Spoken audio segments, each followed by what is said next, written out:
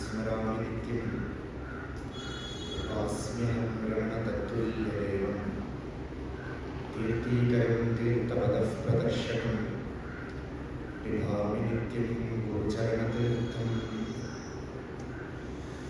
मौनव्याख्या प्रकटितपरब्रह्मतत्त्वं युवानं वर्षिष्ठां देव सदृशिगणैरावृतं ब्रह्मनिष्ठैः आचार्येन्द्रं करकलितचिन्मुद्रमानन्दरूपं स्वात्मारामं मुदितवदनं दक्षिणामूर्तिं मीढे वेदान्तार्थविभासकाय यतये शान्ताय सन्न्यासिने ज्ञानमवादिनकेन्द्रसङ्गमभये योगीन्द्रवन्द्याय च मोहद्वां तदिवाकराय भगवत्पादाविदां विप्रदे तस्मै भाष्यकृते नमोऽस्तु सततं पूर्णाय बोधात्मने हृदयकुहरमध्ये केवलं ब्रह्ममात्रं हि अहम् इति साक्षादात्मरूपेण भाति हृदि विषमनसा स्वं चिन्वदा मज्जदा वा पवनचलनरोधादात्मनिष्ठो भवत्वम् कारणवेदामो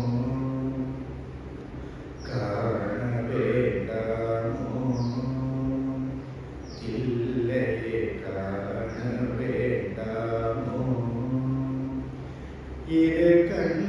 ഇരക്കുമ്പോഴേ പിന്നുയർകോ പുറം കാണവേണ്ടാമോ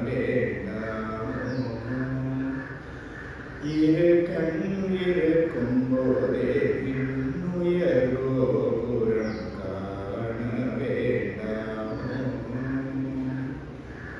വീടിൽ ഉലകை சுத்தி சுத்தி வீடில் உலகை சுத்தி சுத்தி வீடில் உலகை சுத்தி சுத்தி வந்த மேதினி போற்றும் சிதம்பர தேவனை காண வேண்டாமோ வீடில் உலகை சுத்தி சுத்தி வந்த மேதினி போற்றும் சிதம்பர தேவனை காண வேண்டாமோ இரு கண் இருக்கும் போதே விண்ணுயர்வோ புறம் காண வேண்டாமோ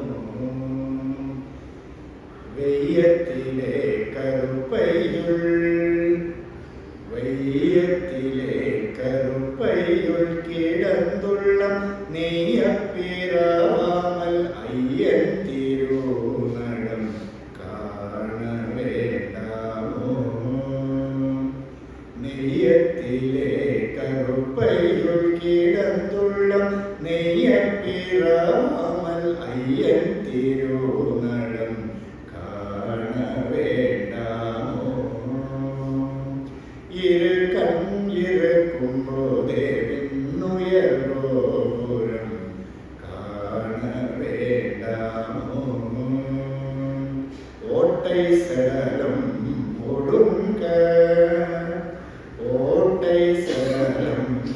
ஒடுங்க வெட்டெலும்பு கூட்டிலிருந்துயிர் ஓட்டம் பிடிக்கும் காண வேண்டாமோ ஓட்டை சடலம் ஒடுங்க வெட்டெலும்பு கூட்டில் இருந்துயிர் ஓட்டம் பிடிக்கும் காண வேண்டாமோ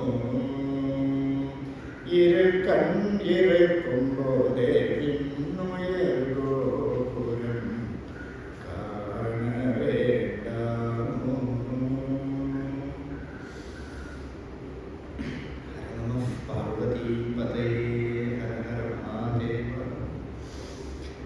கலாभ्यां चूडालंकृत शशिकलाभ्यां निजतव फलाभ्यां भक्तेषु प्रकटित फलाभ्यां भवतु मे शिवाभ्याम् अस्तोक त्रिभुवन शिवाभ्यां हृदि पुनर्भवाभ्याम् आनन्दस्फुरदनुभवाभ्यां नगरीयम्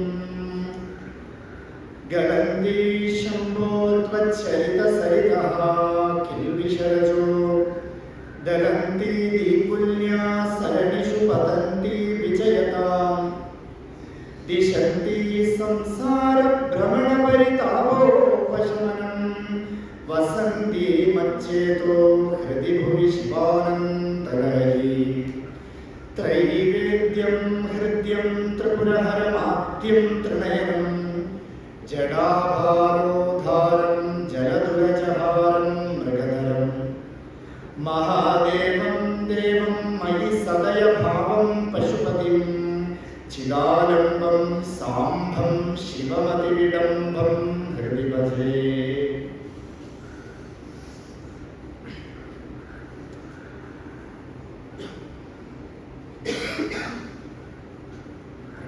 സ്വാമിയുടെ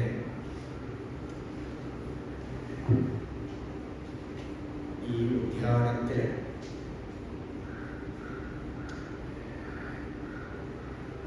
ആത്മവിദ്യ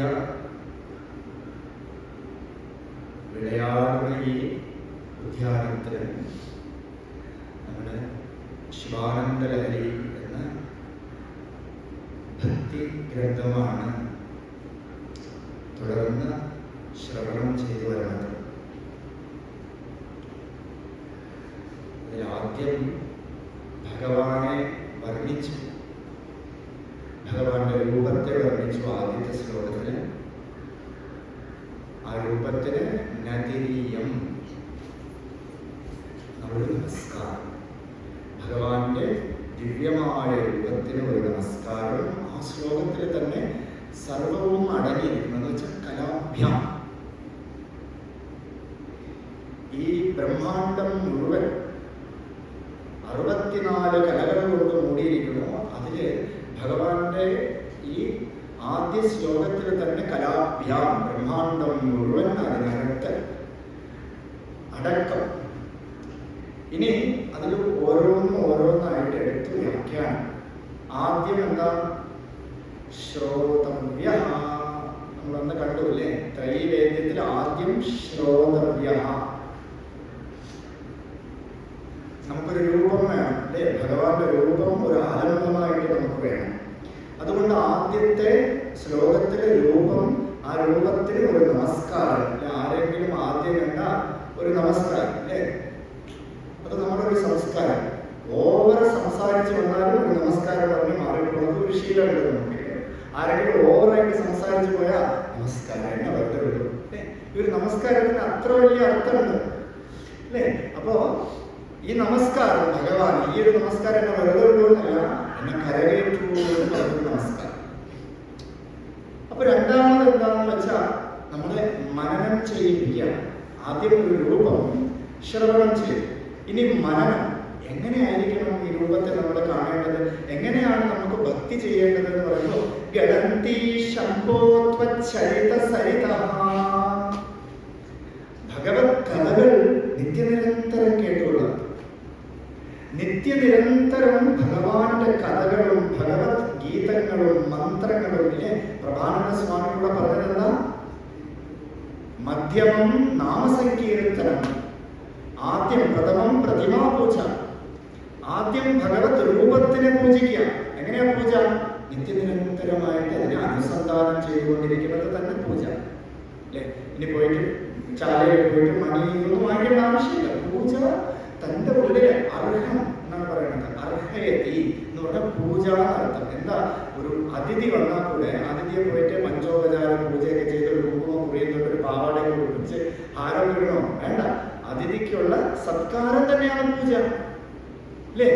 നമ്മൾ പോയി ചെയ്യോ? ഭഗവതിക്ക് എൻ്റെ ക്ഷേത്രത്തിൻ്റെ പൂജ എങ്ങനെയാണ്? അതിഥിയെ പൂജിക്കണമെന്ന് സ്വാമി പറഞ്ഞു. അതുകൊണ്ട് അതിഥി ഇവിടെ വെയിറ്റ് ചെയ്യും. ഒരു കൂടെ വെള്ളം എടുത്ത് അതിഥിയുടെ തലയിൽ കൂടെ ഒഴിച്ച് ഒരു ഭസ്മമൊക്കെ ഇട്ട് ഒരു പാവാടയൊക്കെ ഒഴിച്ച് ധാരപാത്രം മുകളിൽ ഫിറ്റ് ചെയ്യണം. അത് പൂജയില്ല. പൂജ നമ്മൾ കരുതുന്ന കൺസെപ്റ്റേ നമ്മൾ we have to change that concept. എന്താ കൺസെപ്റ്റ് എന്ന് പറഞ്ഞാൽ ഒരാളെ നല്ലതുപോലെ പരിചരിക്കൽ പൂജയാണ് അല്ലേ? അപ്പൊ ഭഗവാനെ നിത്യനിരന്തരമായിട്ട് പരിചരിക്കുക. എങ്ങനെ പരിചരിക്കും? ഭഗവത് കീർത്തനങ്ങൾ കേൾക്കുക, നാമസങ്കീർത്തനങ്ങൾ ചെയ്യുക, ഭക്തിയോടുകൂടി ഒരു മന്ത്രത്തിനെ എടുത്ത് ജപം ചെയ്തുകൊള്ളുക. അപ്പൊ എന്തുണ്ടാവും? ആ സരസിൽ അല്ലെ ഭഗവാനാകുന്ന സരസിലൂടെ നമ്മൾ ഒഴുകി ബുദ്ധിയിൽ മുഴുവൻ എന്ത് സ്റ്റോർ ആവും? ഭഗവത് നാമം മാത്രം സ്റ്റോർ ആവും. അല്ലേ? ഇല്ലെങ്കിൽ നമ്മൾ ഏതെങ്കിലും ഒരു കാര്യം പറഞ്ഞാൽ നമുക്ക് കണക്ട് ആവുന്നത് സീരിയലും സിനിമയും ഒക്കെ ആയിരിക്കും. കാരണം എന്താ? ബുദ്ധിയിൽ മുഴുവൻ ഇന്ന് രാത്രി ആ സീരിയലിൽ മരുന്നുകളെ കൊല്ലുകയോ ഇല്ലയോ, ഇങ്ങനെ ഒരു സ്റ്റോപ്പാണ് തലേ ദിവസം വയ്ക്കുന്നത് സീരിയലുകാരനെ. ഒലക്കത്തടിയെടുത്ത് ഇങ്ങനെ മരുന്നുകളുടെ തലയിൽ അടിക്കാൻ പോകുമ്പോഴേക്കും തുടരും എന്ന് കാണിക്കും. അല്ലേ? ആകാംക്ഷ. കാലത്ത് എഴുതിക്കണ തൊട്ട് രാത്രി 8:30 സീരിയൽ വരയ്ക്ക് ഓർത്തിരിക്കുന്നത് മരിക്കോ മരിക്കോ കൊല്ലോ കൊല്ലോ അടിക്കോ. അപ്പൊ ഈ ചിന്ത വിട്ട് ഭഗവത് നാമത്തിൽ ചിന്തിക്കുക. അങ്ങനെ പോയാൽ ബുദ്ധി മുഴുവൻ ഭഗവത് നാമമായിട്ട് മാറും. അത് നമുക്ക് എന്ത് തരും? നമ്മുടെ സംസാര ഭ്രമണ പരിതാപോപശമനം. ഈ സംസാരമാകുന്ന ഈ ചക്രം, ഈ ചക്രം എന്താണ്? പ്രപഞ്ചം. പ്രകർഷേണ 5. ഇപ്പൊ വിവാഹ മണ്ഡപത്തിലൊക്കെ പോയാൽ ഈ പ്രകർഷേണ 5-നെ ഒരു പ്രതിനിധി അവിടെ കാണും. അല്ലേ?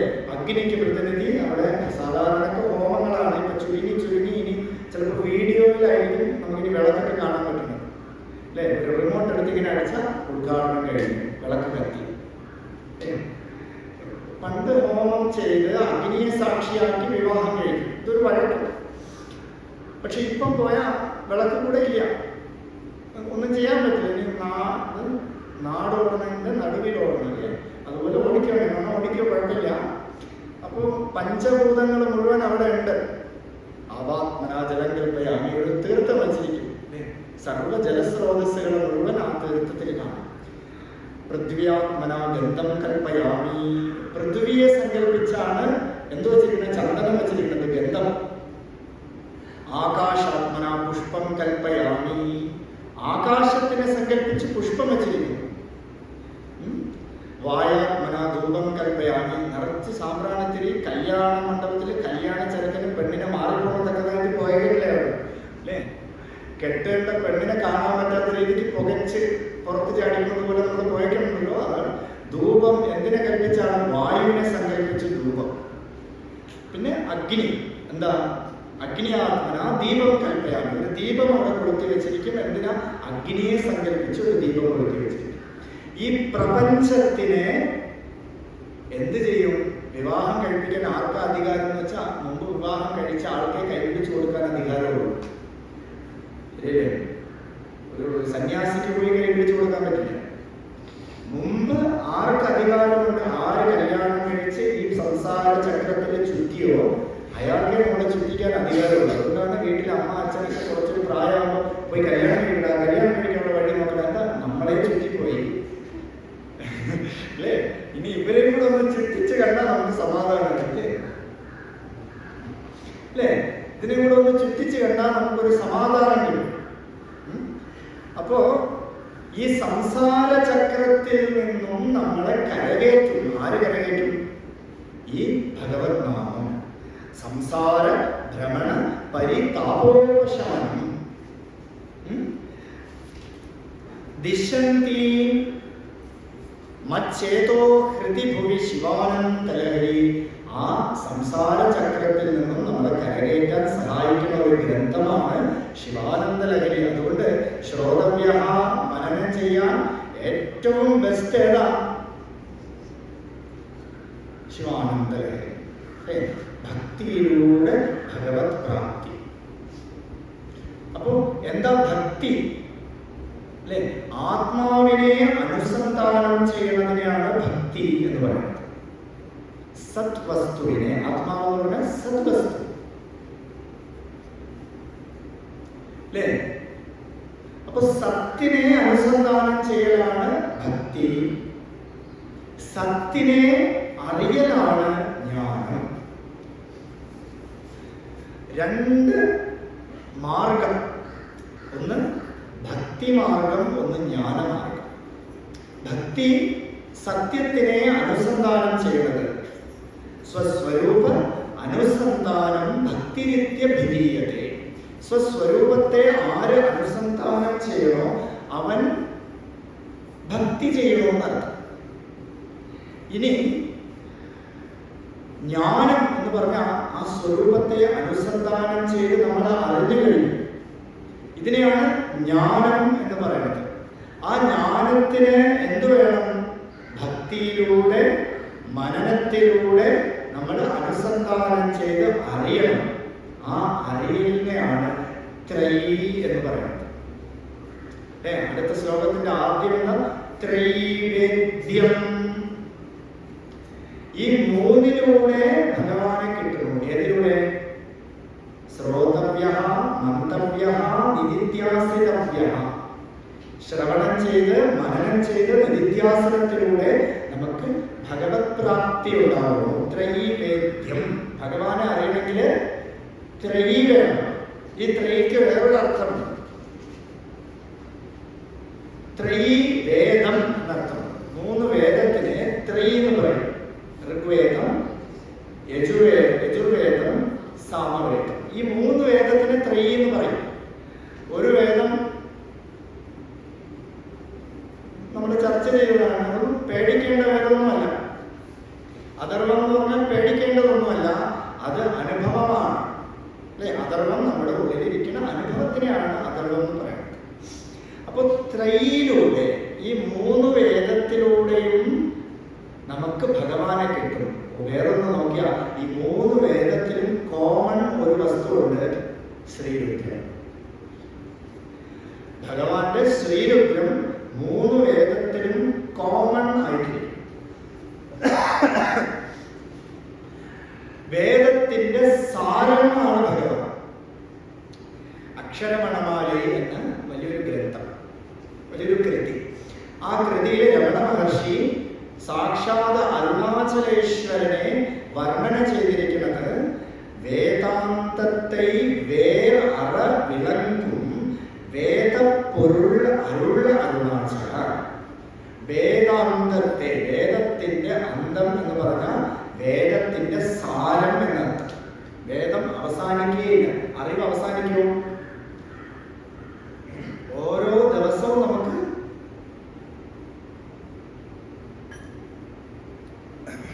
പുതിയ പുതിയ അറിവ് വന്നുകൊണ്ടേയിരിക്കും. ഓരോ ദിവസവും ന്യൂ അറിവ്. ഒരു സത്സംഗത്തിൽ വന്നാൽ കൂടെ ഇതുവരെ അറിയാത്ത എന്തോ ഒരു കാര്യമാണ്. വിവാഹത്തിന് പോയിട്ട് ഇങ്ങനെ ഊണ് കഴിക്കുന്നതല്ലാതെ പ്രപഞ്ചത്തിന്റെ നമുക്ക് അറിയില്ലല്ലോ. അല്ലേ? ഒരു കാര്യം മാത്രം അറിയാം, അതിന്റെ ആഫ്റ്റർ എഫക്റ്റ് അറിയാം. വിവാഹം കഴിച്ചു കഴിഞ്ഞാൽ എന്താ ആഫ്റ്റർ എഫക്റ്റ്? ഭാരം ചുമക്കണ കരുതേ പോലെ നമുക്ക് ചുമന്നുകൊണ്ട് നടക്കും ഓരോന്നും. അപ്പോ അതിന്റെ ആഫ്റ്റർ ഇഫക്റ്റേ നമുക്കറിയാവൂ. അല്ലേ? ഇതൊരു പുതിയ അറിവ്. അറിവിന് അവസാനമില്ല. അറിവ് എങ്ങനെ അവസാനിക്കും എന്ന് പറഞ്ഞാൽ അറിയണത് ആരോ അവനെ അറിഞ്ഞാൽ അവസാനിച്ചു.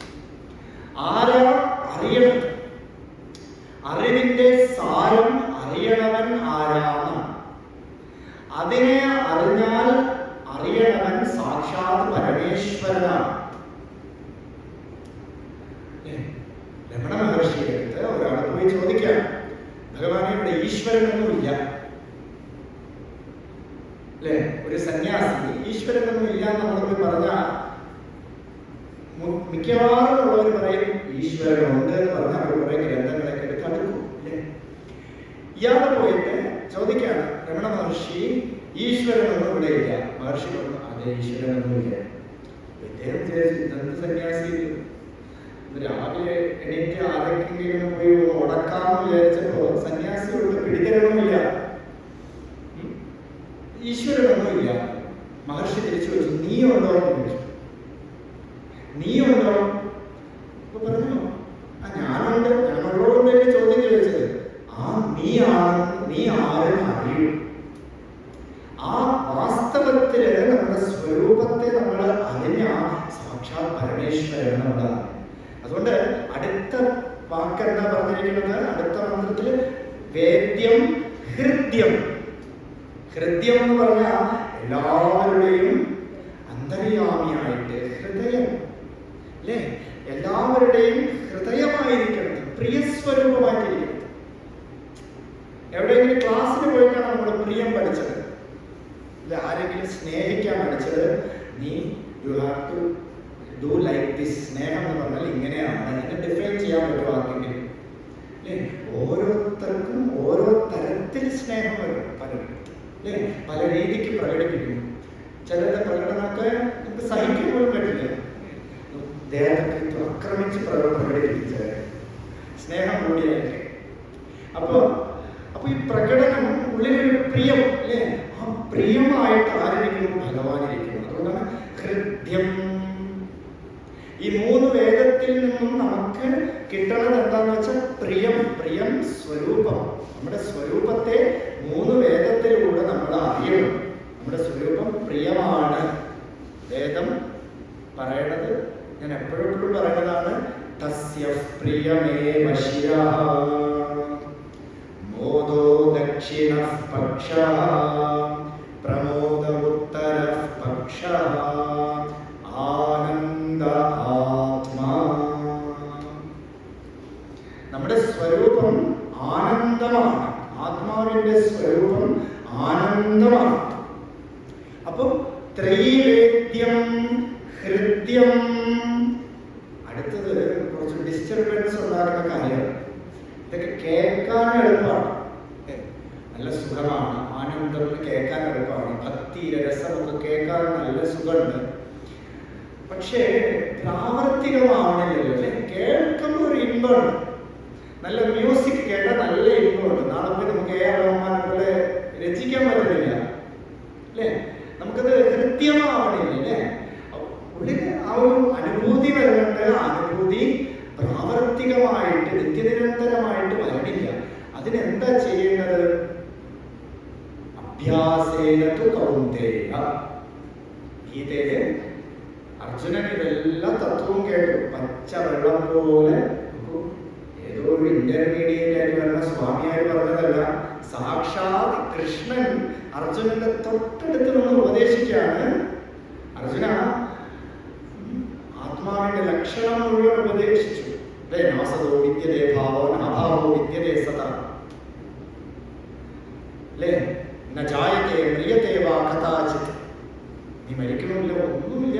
അടുത്തിരുന്ന് സാക്ഷാത് പരമേശ്വരൻ, ആ ഈശ്വരൻ തന്നെ ഉപദേശിച്ചതിലൂടെ അർജുനൻ പറയാണ്, ഈശ്വരൻ ഭഗവാനെ എല്ലാം കേൾക്കാം, പക്ഷേ ഈ മനസ്സെന്ന് പറയുന്ന സംഭവം ഉണ്ടല്ലോ, ചഞ്ചലം ഹി മനഃകൃഷ്ണ. ഈ മനസ്സ് വലിയ ചഞ്ചലമാണ്.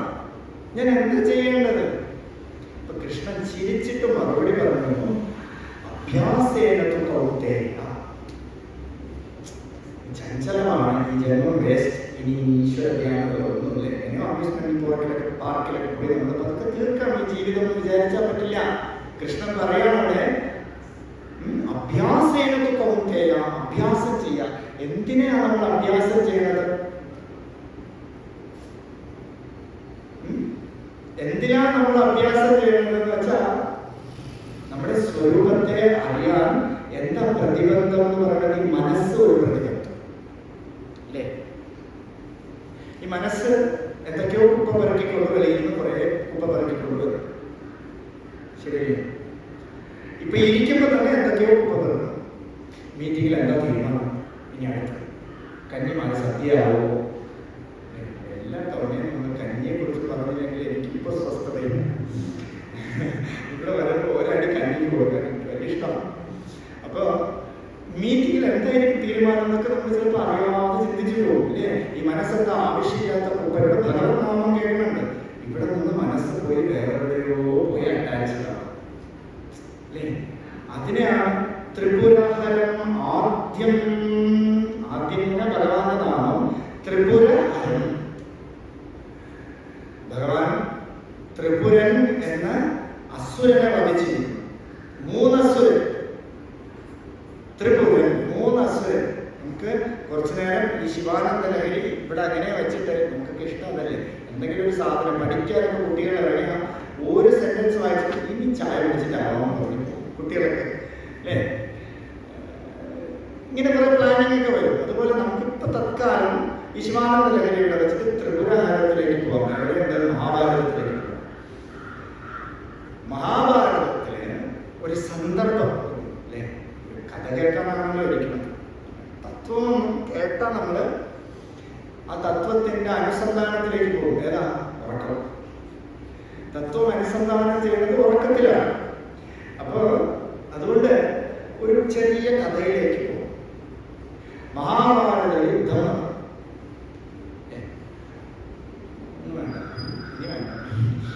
മഹാഭാരത യുദ്ധം. ആ മഹാഭാരത യുദ്ധത്തില് ശല്യം ആരുടെ കൂട്ടുക?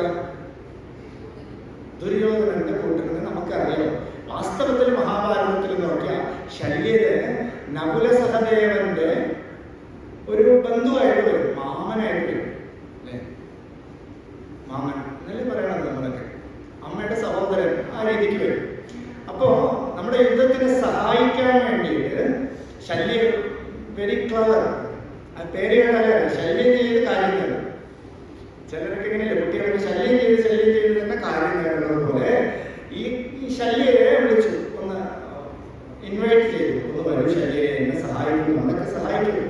അവർക്കൊക്കെ ഒരുപാട് പേരുണ്ട്. നല്ല സഹദേവ ആകെ അറിയാന്നുള്ളത് അമ്മയുടെ സഹോദരനെ മാത്രമേ ഉള്ളൂ, അതുകൊണ്ട് ശല്യരെ എൻ്റെ കൂട്ടത്തിൽ വരണം. അപ്പൊ ഈ ശല്യം വന്ന് ബസ് സ്റ്റാൻഡിൽ ഇറങ്ങിയപ്പോൾ നല്ല വിഷമം. ഞാൻ ഒരു രസകരമായി പറയാനാണ്, മഹാഭാരതത്തിൽ പോയി നല്ല വിശപ്പ് ബസ് സ്റ്റാൻഡിൽ ഒന്ന് നോക്കിക്കളയരുത്. നല്ല വിശപ്പ് വന്നപ്പോ തൊട്ടടുത്ത് ഒരു പ്യുവർ വെജിറ്റേറിയൻ ഹോട്ടലിൽ കണ്ടു. ആരൊക്കെയാ അതൊക്കെ നമുക്കറിയില്ല. പ്യുവർ വെജിറ്റേറിയൻ ഹോട്ടൽ കണ്ട തല തിരിക്കും. എന്താണെന്ന് വെച്ചാൽ തൊട്ടടുത്ത് ചിലപ്പോൾ നോൺ വെജിറ്റേറിയൻ കാണാൻ നമ്മൾ പോകാൻ വേണ്ടി അല്ലേ. അപ്പോൾ ഇയാളെന്തായാലും അങ്ങനെ പോയില്ല, പ്യുവർ വെജിറ്റേറിയൻ ഹോട്ടലിൽ കയറി. ഈ ഹോട്ടൽ 2 ദിവസം മുമ്പ് ആരംഭിച്ചുള്ളൂ. ആരംഭിച്ചതെന്ന് പറഞ്ഞാൽ അതിനേക്കാളും വലിയൊരു ബുദ്ധിമാനാണ് അവരുടെ കൂട്ടത്തിൽ. ആരാ? ശകുനി. ഈ ശകുനി എന്ത് ചെയ്തു? പെട്ടെന്ന് കുറച്ച് ഇൻവെസ്റ്റ്മെന്റ് വെച്ചിട്ട് 2 ദിവസത്തേക്ക് നമ്മൾ സിനിമയ്ക്ക് സെറ്റ് ഇടുന്നത് പോലെ 2 ദിവസത്തേക്ക് പോയി ഒരു ഹോട്ടൽ പണിതു. ശകുനി വെജിറ്റേറിയൻ റെസ്റ്റോറൻറ്റ് എന്ന് പേര് വിളിച്ച് കയറി അല്ലെ. അപ്പൊ ഈ ശല്യം എന്ത് ചെയ്തു? എന്നാ പിന്നെ ഊണ് കഴിച്ചിട്ട് ആവാം എന്ന് പറഞ്ഞിട്ട് അകത്ത് കയറി ഊണ് കൊടുത്തു. അപ്പൊ ഈ ശല്യം പേയ്മെന്റ് ഒന്നും വാങ്ങിക്കാതെ, അല്ല ഈ ശകുനി പേയ്മെന്റ് ഒന്നും വാങ്ങിക്കാതെ ശല്യത്തിന് നല്ലപോലെ ഭക്ഷണം കൊടുത്തിട്ട് ആ ബോർഡൊക്കെ എടുത്ത് മാറ്റി, സെറ്റൊക്കെ മാറ്റിയിട്ട് പറഞ്ഞു, ഞാൻ ദുര്യോധനന്റെ ആളാണ്, ഇനി നീ നമ്മൾ കൂടെ വന്നു. അതെന്താന്ന് വെച്ചാൽ ഒരാൾക്ക് നമ്മൾ ഭക്ഷണം കൊടുത്തു കഴിഞ്ഞാൽ പിന്നെ അയാൾ നമ്മളാണ്. ഈ ഒരു തത്വം പുതിയൊരു അറിവായിരിക്കും. നമ്മളൊക്കെ പോയി ജാതക കൈമാറ്റം എന്നൊക്കെ പറഞ്ഞ് നമ്മൾ ചെയ്യില്ലേ വീടുകളിൽ, അവിടെ പോയി ഭക്ഷണം കഴിച്ച് കൈ നനച്ച് പോലെ ഉറപ്പിച്ചെന്നാണ് അർത്ഥം. എന്താ കാര്യം? ഭക്ഷണം കഴിച്ചാൽ നമ്മുടെ ആളല്ലേ. ഈ ആശ്രമത്തിൽ കഞ്ഞി കുടിച്ചാ വീണ്ടും കഞ്ഞിയിലെത്തില്ലേ? കഞ്ഞി കുടിച്ചാ നമ്മൾ വെളിയിലത്തെ ആളൊന്നുമില്ല, നമ്മള് ഈ ആശ്രമത്തിന്റെ ആളായി മാറി. എന്താ? നമ്മൾ ഭക്ഷണം കഴിച്ചു. ഇന്ന് ഞാൻ കഴിക്കാൻ പോവാണ്, ഇവരൊരു പരാതിയുണ്ട്, കഴിക്കണില്ല, കഴിക്കും. അപ്പൊ ഇദ്ദേഹം പോയി കൈ വെച്ച് പോയല്ലോ. നേരെ നകുല സഹദേവന്റെ വാട്സാപ്പിൽ ഒരു മെസ്സേജ്, പോയി നോക്കരുത്, വാട്സാപ്പ് അതിൽ കാണില്ല. വാട്സാപ്പിൽ ഒരു മെസ്സേജ്, സോറി ബ്രോ അല്ലെ, സോറി എന്താ അനന്തര സോറി, ഞാൻ അറിയാതെ ഇങ്ങനെ കഴിച്ചുപോയി, അതുകൊണ്ട് സോറി. നകുല സഹദേവാദികൾ ഇതെല്ലാം കണ്ടിട്ട് I am going to block എന്ന് പറഞ്ഞില്ലേ. കൂടുതൽ ശല്യമുള്ളവരെ പോയി നമ്മൾ വാട്സാപ്പിൽ ബ്ലോക്ക് ചെയ്യുന്നത് പോലെ ബ്ലോക്ക് ചെയ്യാൻ പറ്റും. കൃഷ്ണൻ പറഞ്ഞേ ഡോണ്ട് ഡു ദാറ്റ്, ബ്ലോക്ക് ചെയ്ത് കേട്ടോ, share me his number. Krishnan വലിയൊരു ബുദ്ധിമാനാണ്, ആ നമ്പർ ഷെയർ ചെയ്യൂ അല്ലേ. അപ്പോൾ വാട്സാപ്പ് കോണ്ടാക്ട് ഷെയർ ചെയ്തു അല്ലേ. ഇപ്പോൾ വാട്സാപ്പിൽ എങ്ങനെയാണെന്ന് അറിയില്ല, പണ്ട് എങ്ങനെയായിരുന്നു, ഇപ്പം എനിക്കില്ല. അപ്പോൾ ഷെയർ ചെയ്ത് കൊടുത്തു. ഷെയർ ചെയ്ത് ഇദ്ദേഹം വാങ്ങിച്ചു. കൃഷ്ണൻ വാങ്ങിച്ചിട്ട് കൃഷ്ണൻ പറയാണ്, നല്ല നെറ്റ്വർക്ക് കവറേജ് ഉള്ളിടത്ത് ഈ ഫോൺ എപ്പോഴും ഓണാക്കി, നെറ്റ് തീർന്നാൽ എന്നിട്ട് പറയണം, അപ്പോൾ ഞാൻ റീചാർജ് ചെയ്ത് തരാം. യൂട്യൂബ് അതൊന്നും കണ്ടിരിക്കില്ല, വാട്സാപ്പിൽ അലൈവായിട്ടിരിക്കണം അല്ലേ. എപ്പോൾ വേണമെങ്കിലും ഞാൻ സന്ദേശം തരും, അതുവരേക്കും അലൈവായിട്ടിരിക്കണം എന്ന് പറഞ്ഞ് ദുര്യോധനന്റെ കൂടെ പറ്റുള്ളൂ. അപ്പോ എന്ത് ചെയ്തു? കൃഷ്ണൻ പറഞ്ഞു, ഒരു മെസ്സേജ് ഞാൻ തരാം, നീ പോയി അവിടെ ആരാ ഉള്ളത്? നല്ല ശക്തനായിട്ട് എതിർവശത്ത് കർണൻ, നീ ഒരു കാര്യം മാത്രം ചെയ്താൽ ഡിസ്കറേജ് ചെയ്യണം. കർണൻ നല്ല വീര്യത്തോടെ വരുമ്പോൾ, കർണൻ നല്ല വീര്യത്തിൽ അമ്പടിക്കുമ്പോൾ പറയും, എന്തോന്ന് അമ്പടിക്കുന്നത്, എൻ്റെ അമ്മൂമ്മ നിരകളാണ് അല്ലേ, എൻ്റെ അമ്മൂമ്മ ചെയ്യുന്ന പോലെ മുറുക്കുണ്ടാക്കുവാണെങ്കിൽ. കർണൻ അമ്പടിക്കാൻ വേണ്ടി നിന്നപ്പോ ഡിസ്കറേജ് ചെയ്തോടെ കൃഷ്ണൻ പറഞ്ഞ മെസ്സേജാണ് നോക്കൂ. അതുകൊണ്ടാണ് ശല്യം എന്ത് ചെയ്യണം, അമ്പടിക്കാൻ പോകും. ഇപ്പൊ നീ തോക്കാൻ വേണ്ടിയിട്ടുള്ള കൂട്ടരാണ്, നീ ഇപ്പൊ തോക്കാൻ പോകും, ശല്യം ചെയ്തോണ്ടേയിരിക്കും. അപ്പൊ അതല്ല വിഷയം. ആ ശല്യം എന്ന് പറഞ്ഞാൽ ഒരു രാജാവാണ് ഒരിടത്ത്. ഈ കർണനോ തേരാളിയുടെ പുത്രൻ ഒരു അപമാനം ഉണ്ടായ കർണൻ. അപ്പോ ഈ രാജാവിനെ ഒരു നല്ലൊരു തേരാളി വേണം എന്ന് വന്നപ്പോ കർണനെ എന്ത് ചെയ്തു, രാജാവായിട്ട് കർണന് തേരാളിയായിട്ട് ശല്യയാക്കി. ശല്യർക്ക് അവിടെ ഈഗോ പ്രോബ്ലം. ഞാൻ രാജാവ്, ഇവന് തേരാളിയാണ്, ഈ തേരാളിയുടെ പുത്രന് തേരാളിയാണോ അല്ലേ? അങ്ങനെയുണ്ട് ജാതി സമ്പ്രദായങ്ങളൊക്കെ അല്ലേ. അപ്പോ ഈ തേരാളിയാണോ ഞാൻ എന്ന് പറയുമ്പോ ദുര്യോധനൻ ഒരു കഥ പറഞ്ഞു. ഇവിടെയാണ് നമ്മുടെ പോയിന്റിലേക്ക് നമ്മൾ കഥ. ത്രിപുര എന്ന് പറഞ്ഞാൽ എന്താ, ചുമ്മാ കേട്ടിട്ട് പോയാൽ പോരല്ലോ. ത്രിപുര എന്ന് പറഞ്ഞ കഥയും കൂടെ അറിഞ്ഞോളൂ. ദുര്യോധനൻ ഒരു കഥ പറഞ്ഞു കൊടുക്കാണ്. പരമേശ്വരൻ ത്രിപുരന് 3 അസുരന്മാർ. ഒരാള് വെള്ളിക്കോട്ടേരാണ്, ഒരാള് സ്വർണ്ണക്കോട്ടേരാണ്, ഒരാള് ഇരുമ്പ് കോട്ടേരാണ്. ഈ 3 വലിയ പണത്തിന്റെ പിന്നാലെ ഓടുന്ന 3 വലിയ ആഡംബരം. ഞാൻ വെള്ളിക്കോട്ടയുടെ ആളാണ്, സ്വർണ്ണക്കോട്ടയിലേക്ക് ആളാണ്, ഞാൻ അയൺമാനാണ്. ചിലർ പറയണ്ടേ ജിമ്മിൽ 2 days പോയാൽ മതി അയൺമാനായിട്ട്. അപ്പോ ഞാൻ ഇതിന്റെയൊക്കെ ആളാണെന്ന് പറഞ്ഞിട്ട് നടക്കുന്നുണ്ട് അഹങ്കാരം. അപ്പൊ ഈ ത്രിപുരനെ ഇല്ലാതാക്കണം. അതിനെന്താ വഴി എന്ന് പറഞ്ഞാൽ ഈ ത്രിപുരൻ പോയി ബ്രഹ്മാവിന്റെ അടുത്ത് വരവ് ചോദിച്ചു മരിക്കാതിരിക്കണം. അപ്പൊ ബ്രഹ്മാവ് പറഞ്ഞു, എന്നെ കൊണ്ട് ഇടയ്ക്കിടയ്ക്ക് പറയരുത്, എനിക്കേ മരണമുണ്ട്, ഇനിയിപ്പോ ഞാൻ നിനക്ക് മരണമില്ലാത്ത അവസ്ഥ തരണോ എന്നെ കൊണ്ട്, അതുകൊണ്ട് ഇനി ഇടയ്ക്കിടയ്ക്ക് പറഞ്ഞിട്ട് വേറെ വല്ല ചോദിക്കുന്നുള്ളൂ. അപ്പൊ പറഞ്ഞു, ഈ പ്ലെയിൻ ഉണ്ടല്ലോ, ഈ വെള്ളി, ഈ സ്വർണം, ഈ പ്ലെയിൻ മൂവ് ചെയ്തുകൊണ്ടേയിരിക്കും, ഇങ്ങനെ പല സൈഡിലായിട്ട് മൂവ് ആയിക്കൊണ്ടേയിരിക്കും. അപ്പൊ ഒരു വരം ചോദിച്ചു, എന്നെ ആർക്കെങ്കിലും വധിക്കണമെങ്കിൽ ഇത് 3 എപ്പോ ഒന്നാകുമോ അപ്പോഴേ വധിക്കാവൂ എന്നൊരു വരം ചോദിച്ചില്ലേ, വ്യത്യസ്തമായ ഒരു വരം. അപ്പൊ ഈ വരം ഓക്കെ അക്സെപ്റ്റഡ് എന്ന് പറഞ്ഞിട്ട് ബ്രഹ്മാവ് ഡ്യൂട്ടിക്ക് കൊടുത്തിട്ട് ഓക്കെ പറഞ്ഞു, അക്സെപ്റ്റഡ്. ശരി, അക്സെപ്റ്റ് ചെയ്ത് പോയിക്കൊണ്ടിരിക്കുകയാണ്. എവിടെ ഇതിങ്ങനെ മൂവ് ആയിക്കൊണ്ടിരിക്കുമ്പോൾ പരമേശ്വരൻ്റെ അടുത്ത് പോയി അഭ്യർത്ഥിക്കുകയാണ്. ഇവര് വലിയ ശല്യമായിട്ട് വന്നിരിക്കുകയാണ്, ഈ അഹങ്കാരമൊക്കെ കൊടിമുക്കി വാഴുകയാണ്, അതുകൊണ്ട് ഈ ശല്യം ഒന്ന് ഇല്ലാതാക്കണം. അപ്പോ ഇതിനെ ത്രിപുരനെ ഒന്ന് ഇല്ലാതാക്കണം എന്ന് പറഞ്ഞപ്പോ പരമേശ്വരൻ ഇപ്പൊ റെഡിയാക്കാം എന്ന് പറഞ്ഞിട്ട് നന്ദി go and take my pinnacle എന്ന് പറഞ്ഞാൽ എന്റെ പരമേശ്വരന്റെ കയ്യിലിരിക്കുന്ന അസ്ത്രം എന്താ, പിനാക്കം. ആ പിനാക്കം എടുത്തോണ്ട് വരൂ എന്ന് പറഞ്ഞു. അപ്പൊ പറഞ്ഞു, നാരായണൻ പറഞ്ഞു, പോയി പിനാകം കൊണ്ടൊന്നും തീരില്ല, കുറച്ച് പാടാണ്, അതുകൊണ്ട് ഞാനൊരു വഴി പറഞ്ഞുതരാം. അവർക്ക് ഈസി അല്ല കൊല്ലാൻ, അതുകൊണ്ട് ഞാൻ വഴി പറഞ്ഞു തരാം. ത്രിപുരനെ കൊല്ലാൻ വേണ്ടി ഈ ഭൂമിയെ രഥമാക്കി എടുത്തു.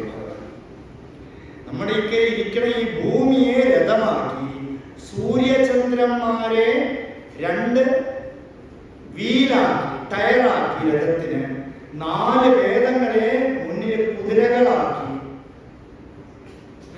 ഇനി അസ്ത്രം വേണമല്ലോ, എന്തായാലും പിനാകം കൊണ്ട് നടക്കില്ല എന്നറിയാം അല്ലെ, പിനാകം കൊണ്ട് നടക്കില്ല എന്ന് പറഞ്ഞപ്പോ എന്ത് ചെയ്തു എന്ന് വെച്ചാൽ മേരുപർവ്വതത്തിനെ ഭഗവാൻ വില്ലുപോലെ ഒടിച്ചു. മേരുപർവ്വതത്തിനെ വില്ലുപോലെ ഒടിച്ചു. ഒരു മന്ത്രം തന്നെ പറയും, കിം കരോ മേരുധൻവാ, ഭഗവാന്റെ ധനുസ് എന്താ, നമസ്തേ അസ്തു ധൻവനേ ബാഹുഭ്യാമുതതേ നമഃ. ശ്രീരുദ്രത്തിലെ ഒരു റിക്കാണ്, നമസ്തേ അസ്തു ധൻവനേ ബാഹുഭ്യാമുതതേ നമഃ. മേരു ധനുസ്സായിട്ട് എടുത്തു വെച്ചുകൊണ്ടിരിക്കുന്നു. എന്തിനാ? ത്രിപുരനെ ഇല്ലാതാക്കാൻ വേണ്ടിയിട്ട്. അപ്പൊ ധനുസ് റെഡി അല്ലെ, നേരപർവ്വതമായിട്ടുള്ള ധനുസ് റെഡി. ഇനി സ്ട്രിങ് വേണമല്ലോ അല്ലെ, ധനുസിനെ വളച്ചു, ഈ സ്ട്രിങ് വെച്ച് കെട്ടണമല്ലോ. അപ്പൊ വാസുകി, ആരാ വാസുകി? സർപ്പം. വാസുകി പറഞ്ഞു ഞാൻ സ്ട്രിങ് ആവാം. വാസുകി സ്ട്രിങ് ആയി. ഇനി അമ്പ് വേണം അല്ലെ, വിടണ്ടേ? ചുമ്മാ ഇത് വെച്ചിങ്ങനെ ഗിറ്റാർ വായിക്കുന്നത് പോലെ വായിച്ചാൽ പോലല്ലോ അല്ലേ, അത് അങ്ങോട്ട് വിടണം. അമ്പിന് സാക്ഷാത് നാരായണൻ തന്നെ അമ്പായിട്ട് വേണം. നോക്കൂ എത്രമാത്രം പ്രയത്നം പിടിച്ച പരിപാടിയാണ്. നോക്കൂ, ഇനി ഈ ത്രിപുരത്തിന്റെ ഉദ്ദേശം എന്താണെന്ന് ഞാൻ പറയാം. ഇപ്പൊ ഒരു ത്രിപുരൻ എന്നൊരു അസുരനെ കണ്ടോളാം. ഈ അസുരനെ ഇല്ലാതാക്കാൻ വേണ്ടിയിട്ട് ഇത് മൂന്നും കോൺസെൻട്രേറ്റഡ് ആയിട്ട് ഒരു സ്ഥലത്ത് വരണം, എങ്കിലേ വെടിവെക്കാൻ പറ്റുള്ളൂ. ചുമ്മാ ഒന്ന് അസ്ത്രം വിട്ടാൻ പറ്റില്ല. അപ്പൊ നാരായണൻ പോയി അമ്പായിട്ട് നിന്നു. ഇനി വിടണ ആളുണ്ട്, അമ്പുണ്ട്, സ്ട്രിങ് ഉണ്ട്, വില്ലുണ്ട്. ഇനി തേരിന് ആരെങ്കിലും ഓടിയിട്ട് ഒരു ഡ്രൈവറുണ്ട്. ആ ഡ്രൈവർ ആരെന്ന് വെച്ചാ സാക്ഷാത് ബ്രഹ്മാവ്, സൃഷ്ടികർത്താവായിട്ടുള്ള ബ്രഹ്മാവിനെ ഡ്രൈവറായിട്ട് വിളിച്ചു. അവർ ബ്രഹ്മാവ് പറഞ്ഞു ഞാൻ ഏറ്റവും വലിയ സൃഷ്ടികർമ്മം മുഴുവൻ ചെയ്യുന്ന ആളാണ്, എങ്കിൽ കൂടെയും ഇത്രയും പേര് പ്രയത്നിക്കണ ഒരു സ്ഥലത്ത് എനിക്ക് ഭാഗവാനാകാൻ പറ്റുന്നത് തന്നെ വലിയൊരു കാര്യം. നമുക്ക് ഡ്രൈവറായിട്ട് വന്നു. ഈ ഉപദേശം ആരോടുത്തു? ദുര്യോധനൻ ശല്യർക്ക് ഉപദേശിച്ചു. എന്ന് വെച്ചാ നീ ഒരു തേരാളിക്ക് പുത്രനെ ഓടിക്കണമെന്ന് നീ കരുതണ്ട, നീ വലിയൊരു കർത്തവ്യം ചെയ്യാൻ പോവാണ് എന്ന് പറഞ്ഞു. നോക്കൂ എങ്ങനെയാ എൻകറേജിങ് അല്ലേ, എങ്ങനെയാണ് നമ്മൾ എൻകറേജ് ചെയ്യേണ്ടത് ഒരാളെ അല്ലെ? അയാളുടെ നെഗറ്റീവ് വശം അയാൾക്ക് എന്തെങ്കിലും പോസിറ്റിവിറ്റി കാണും. ആ പോസിറ്റിവിറ്റിയിലൂടെ നമ്മൾ കണ്ടാൽ നമുക്ക് ക്ലിയർ ആവും. ഇപ്പൊ നമ്മുടെ വിഷയം തിരിച്ചിതിലേക്ക് വരാം. ത്രിപുരഹരം. അപ്പോ വലിയൊരു പ്രയത്നം വെച്ചിട്ട് നാരായണനെ, ബ്രഹ്മാവിനെ, വാസുകിയെ അല്ലെ, വേദത്തിനെ ഒക്കെ വച്ച് ഭൂമി, ചന്ദ്രൻ, സൂര്യൻ അല്ലെ, ജ്യോതിഷം എല്ലാം വെച്ചിട്ടാണ് ഈ ത്രിപുരനെ വധിച്ചത്. മാത്സിൽ തന്നെ ഒരു തിയറി ഉണ്ട്. എനിക്ക് മാത്സ് അറിയില്ല, എന്റെ മാത്സ് 1 തീർന്നു. 1 കൂടുതൽ എനിക്കറിയില്ല. ഏകമേവ അദ്വിതീയം. 1 കൂടുതൽ എനിക്കറിയില്ല. എത്ര കൂടിയാലും തോന്നുന്നത് രമണ മഹർഷിയുടെ മാത്സ് അതാണ്. 1 ഉള്ളൂ. ഈ 1ന്റെ കൂടെ 1 ആഡ് ചെയ്യുമ്പോൾ എന്നെ വീണ്ടും 1 വരുള്ളൂ. 1 ഇവിടെ ഉള്ളൂ എന്നാണ് എന്റെ തിയറിയും. അത് തന്നെ ആ തിയറിയിലേക്ക് നമ്മൾ പോണ്ട. മാത്സിൽ ഏതോ ഒരു തിയറി ഉണ്ട്, ഏതോ വരകളെല്ലാം ഒന്നിച്ചു കൂടാൻ വേണ്ടിയിട്ട് ഇല്ലേ, അതിനെങ്ങനെ ഒന്നിച്ചു കൂടാമെന്ന് എക്സ് പ്ലസ് എത്രയോ പോകുമ്പോൾ ഇത് ഒന്നിച്ച് ഇന്റർസെക്ട് ആവും ഒരു ഇക്വേഷൻ ഒക്കെ ഉണ്ട്. അറിയില്ല, പറഞ്ഞു കേട്ടതാണ്. തെറ്റുണ്ടെങ്കിൽ ക്ഷമിക്കുക. അപ്പോൾ മാത്സ് ക്ലാസ് അല്ല, ഇപ്പോ ജസ്റ്റ് ഒരു മാത്സിൽ കൂടെ ഒന്ന് പോയതാണ്. അപ്പൊ ഇതുപോലെ എല്ലാം ഏകമായി ഒരാൾ കിട്ടത് എത്രയോ കോൺസെൻട്രേറ്റഡ് ആയിട്ട് സൂക്ഷ്മമായിട്ട് ചിന്തിച്ചിരുന്നാൽ മാത്രമേ ഈ ത്രിപുരനെ നമുക്ക് വധിക്കാൻ പറ്റുള്ളൂ. എന്താ ഈ ത്രിപുരൻ എന്ന് പറഞ്ഞാൽ തന്റെ ഉള്ളില് നിലകൊള്ളുന്ന ഈ മനസ്സ്. ഈ മനസ്സ് ഒരേ സമയത്ത് ഒരേ കാര്യം ചെയ്യോ? ഒരേ ടൈമില് സത്സംഗത്തിലിരിക്കണോ? ഇത് ഒരു പുരം. മനസ്സിപ്പോ കുക്കർ ഓഫ് ചെയ്തോ എന്ന് ആലോചിക്കണോ? അത് 2ാമത്തെ പുരം. ഇനി ഇത് കഴിഞ്ഞിട്ട് എപ്പം തീർന്നിട്ട് നമുക്ക് വീട്ടിൽ പോകാമെന്ന് ചിന്തിക്കണോ? 3ാമത്തെ പുരം. ഈ 3 പുരം ഒന്നിച്ചു വന്നാൽ നമുക്ക് ഇല്ലാതാക്കാൻ പറ്റും. ഒന്നിച്ചു വരുമോ? ഒരിടത്ത് പോയിരുന്ന അപ്പൊ ഈ ത്രിപുരത്തിനെ ഇല്ലാതാക്കണമെങ്കിൽ എന്തിന്റെയൊക്കെ സഹായം വേണം? സാക്ഷാത് പരമേശ്വരന്റെ സഹായം വേണം, മഹാവിഷ്ണുവിന്റെ സഹായം വേണം. മുന്നില് നമ്മളെ നയിക്കാൻ ആര് വേണം? 4 വേദം വേണം. അപ്പൊ ത്രൈവേദ്യം ഹൃദ്യം ത്രിപുരഹരമാദ്യം ത്രിനയനം. ത്രൈവേദ്യം 3 വേദത്തിന്റെ പൊരുളായ ഭഗവാൻ. ആ ഭഗവാനെ അറിഞ്ഞാൽ പ്രിയമുണ്ടാവും. ആ പ്രിയം വന്നു കഴിഞ്ഞാൽ ത്രിപുരം സ്വമേധയാ പോയി ഇല്ലാതായി പോകും. അല്ലേ? വേദത്തിന്റെ സഹായത്തോടുകൂടി ത്രിപുരം ഇല്ലാതായി പോകും. ആ ഭഗവാൻ നമുക്ക് സാധനയിലൂടെ പുതിയതായിട്ട് കിട്ടിയതാണോ ഭഗവാൻ? ഭഗവാൻ പുതിയതായിട്ടുള്ള വസ്തുവാണോ എന്ന് ചോദിച്ചാൽ സനാതനം. പണ്ട് കാലത്തേ ഉള്ളത്, പണ്ട് തൊട്ടേ ഉള്ളത്, ഉള്ള പൊരുൾ. അല്ലേ? അതുകൊണ്ട് ഭഗവാൻ ഒരു പേരെന്താ? ആദ്യം. അല്ലേ? ത്രിപുരഹരം ആദ്യം. പണ്ടേ ഉള്ളത്. ആദ്യം എന്ന് പറഞ്ഞാൽ മലയാളത്തിലും ആദ്യം തന്നെ അല്ലേ? ആദ്യമേ ഉള്ളത്. ഇത് ഭഗവാൻ ഒരു നാമം ആദ്യം. പുരാണം. അല്ലേ? പണ്ട് തൊട്ടേ ഉള്ളത്. അല്ലേ? നമുക്കറിയില്ല പുരാണം എവിടെയെങ്കിലും എഴുതി ഗണപതി എഴുതി കൊടുത്തോ? അല്ലെ? ഏത് പേനയൊക്കെ എഴുതി ഏത് ഇങ്കാണെന്ന് യൂസ് ചെയ്തത് എന്നൊക്കെ ചോദിച്ചാൽ നമുക്ക് അറിയില്ല. പുരാണം എഴുതി വെച്ചിരിക്കുന്നു, അതേ കിട്ടിയിട്ടുള്ളൂ. പുരാണം പണ്ട് തൊട്ടേ ഉള്ളത്, പുരാതനം എന്നർത്ഥം. പിന്നൊന്ന്, പുരാണത്തിന് ഒരർത്ഥം പറയണത് പുരാണം എത്ര പഴയതാണെങ്കിലും ഇന്ന് കൂടെ നമുക്ക് നവമായിട്ട് കേൾക്കാണെങ്കിൽ പുതിയതുപോലെ ഇരിക്കില്ല. 10 വർഷം മുമ്പ് കണ്ട സീരിയല് തുടർച്ചയായി കണ്ടുകൊണ്ടിരിക്കുന്ന ഒരേ എപ്പിസോഡ് കണ്ടുകൊണ്ടിരുന്ന നമുക്ക് ബോറടിച്ചു പോകും. പക്ഷെ രാമായണമോ മഹാഭാരതമോ ഒക്കെ കേട്ടാൽ എത്ര തവണ കേട്ടാൽ കൂടെ നമുക്ക് പുതിയ പുതിയ അനുഭവങ്ങളാണ് വരുന്നത്. അല്ലേ? അതുകൊണ്ട് പുരാ അപി നവം എന്ന് പേരുണ്ട് പുരാണത്തിന്. പുരാ അപി നവം. പുതിയതുപോലെ ഇരിക്കുന്നത്. ഭഗവാൻ പുരാണം പണ്ടേ ഒരു പഴംപൊരുൾ. ഒരു പഴയ ഒരു ശിവഭക്തൻ പാടിയിരിക്കുന്നു, മുന്നം പഴംപൊരുൾക്ക് മുന്നം പഴംപൊരുളെ. ഭഗവാനെ വലിയൊരു പഴയ സാമാനം വീട്ടിലൊക്കെ മാറ്റിയിട്ടില്ല. അമ്മിക്കുഴയൊക്കെ വീട്ടിൽ വെളിയിലിട്ടിരിക്കുമല്ലോ. ചിലരുടെ വീട്ടിൽ പടിയാണ് കണ്ടറിയാം. ചില വീട്ടിലൊക്കെ പടിയായിട്ട് കയറാൻ വേണ്ടിയിട്ട് പണ്ട് ഈ ആട്ടുകല്ല് പോലെ ഉപയോഗിച്ചിട്ടുള്ള സാധനങ്ങളാണ്. കാരണം ഇപ്പോൾ സ്വിച്ചിട്ട ആട്ടു ഗ്രൈൻഡർ അല്ലേ? സ്വിച്ച് ഇട്ട് കൊടുത്താൽ ബാക്കി എല്ലാ പ്രവൃത്തിയും ചെയ്ത്. അപ്പോൾ ഈ ആട്ടുകല്ല് പോലെ പഴയ വസ്തുവാണ് ഭഗവാൻ. പക്ഷെ പുതിയത്. ആട്ടുകല്ല് പഴയതായ ചവിട്ടുപടിയാവും. പക്ഷെ ഭഗവാനോ എത്ര പഴയതാ എങ്കിലും നമുക്ക് അമ്പലത്തിൽ പോകുമ്പോൾ എന്തോ ഒരു നിർമ്മലതയില്ലേ? അല്ലേ? എന്തോ ഒരു അനുഭൂതിയില്ലേ? ഒരു ശാന്തി കിട്ടണില്ലേ? പുതിയതാണ് ഭഗവാൻ.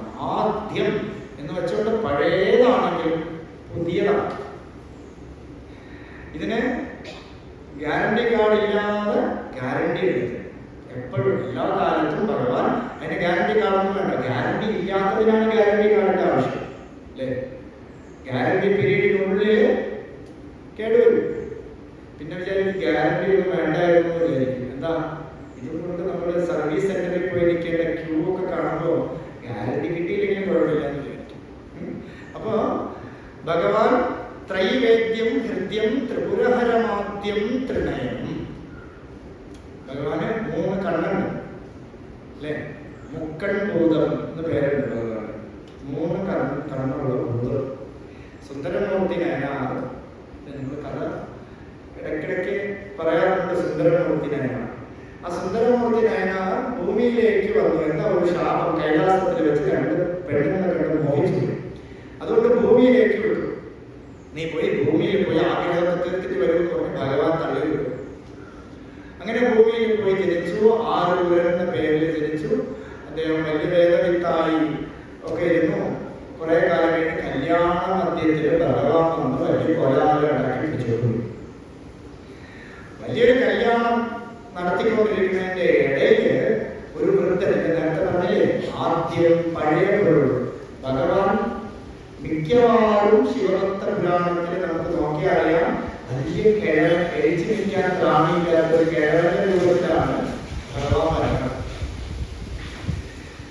ഉന്നം പഴംപൊരുൾക്ക് ഉന്നം പഴംപൊരുളെ. ആ ഭഗവാൻ പിടിച്ചുകൊണ്ട് പോയി.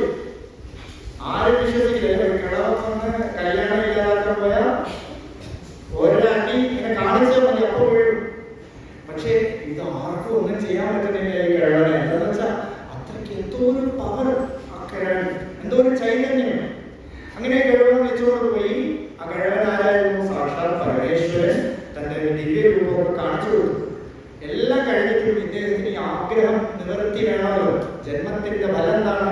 ആഗ്രഹ നിവർത്തി. ഏതോ പൂർവ്വജന്മത്തിലെ ആഗ്രഹങ്ങളാണ് നമ്മള് ഈ ജന്മത്തിൽ നിവർത്തിച്ചുകൊണ്ടിരിക്കുന്നത് അല്ലേ? ഇപ്പൊ സത്സംഗമൊക്കെ കേൾക്കണമെങ്കിൽ പൂർവ്വജന്മത്തിൽ ഭാഗവതമോ ഭഗവത്ഗീതയോ ഒക്കെ ചെവിയിലൂടെ എപ്പോഴോ കേട്ടിരിക്കണം. അതുകൊണ്ടാണ് നമുക്ക് സത്സംഗത്തിൽ വരാൻ പറ്റുന്നത്.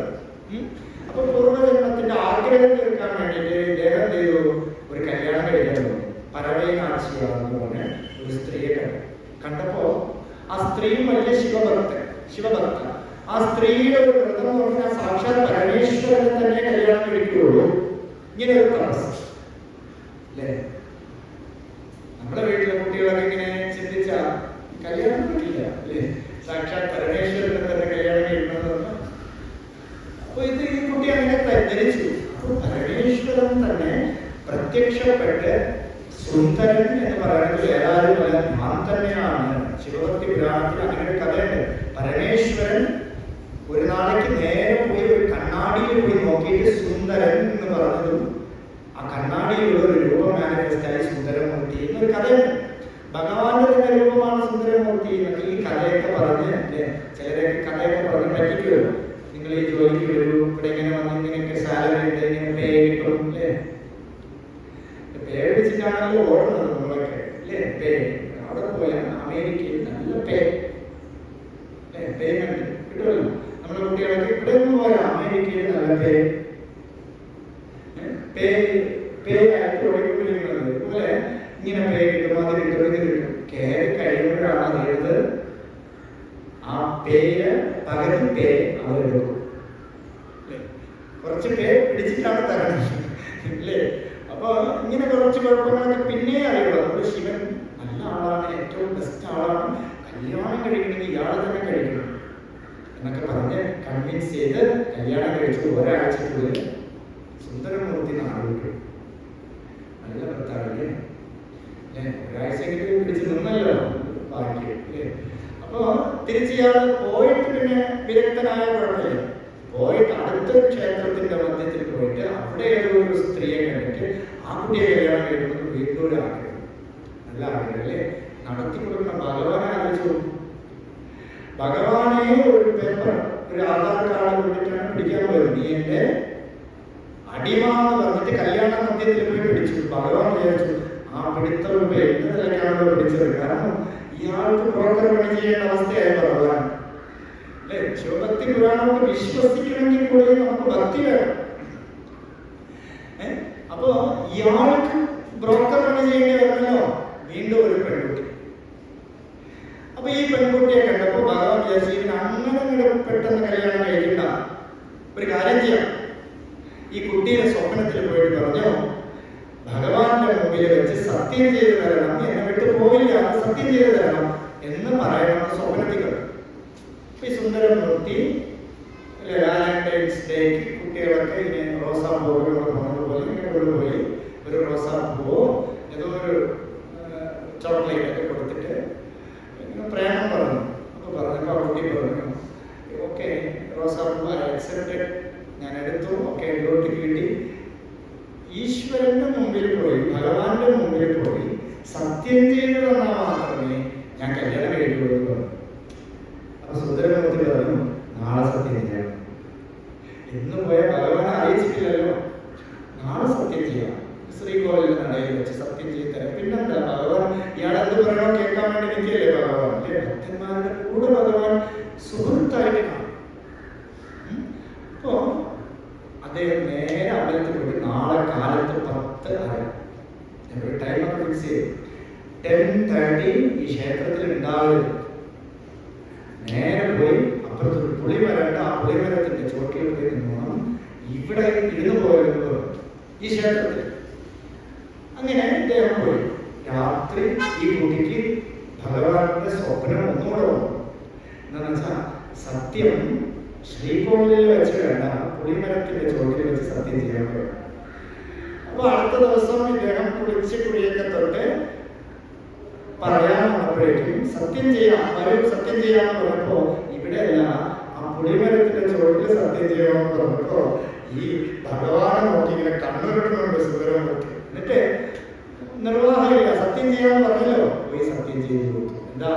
ഞാൻ നിന്നെ വിട്ട് പിരിയില്ല എന്ന് സത്യം ചെയ്തു. ഈ സത്യമൊക്കെ ചെയ്തിട്ട് ഇദ്ദേഹം കടിച്ചു പിടിച്ച് ഒരാഴ്ചയായിരുന്നു പറഞ്ഞില്ല. ഭഗവതാരാധന ചെയ്യാതെ ഭഗവാനെ ദർശിക്കാതെ പറ്റുന്നില്ല. എന്ത് ചെയ്യാം? രണ്ടും കൽപ്പിച്ച് അദ്ദേഹം നേരെ ചിദംബരത്തിലേക്ക് വച്ച് നടന്ന് പോയി. കുറച്ച് കഴിഞ്ഞപ്പോഴേക്കും അദ്ദേഹത്തിന്റെ രണ്ട് കണ്ണിന്റെയും ഫ്യൂസ് പോയി, രണ്ട് കണ്ണും അടിച്ചു പോയി. അപ്പോ അദ്ദേഹം പറഞ്ഞു, എനിക്ക് ഈ കണ്ണില്ലാതെ ഞാൻ എങ്ങനെ ഭഗവാനെ കാണും? ഈ കണ്ണില്ലാതെ ഞാൻ എങ്ങനെ ഭഗവാനെ കാണും? അപ്പൊ ഭഗവാൻ പ്രത്യക്ഷപ്പെട്ടു, നീ സത്യലംഘനം നടത്തിയിരിക്കുന്നു, സത്യത്തിനെ ലംഘിച്ചാൽ വിലപ്പെട്ട എന്തെങ്കിലും പോകും.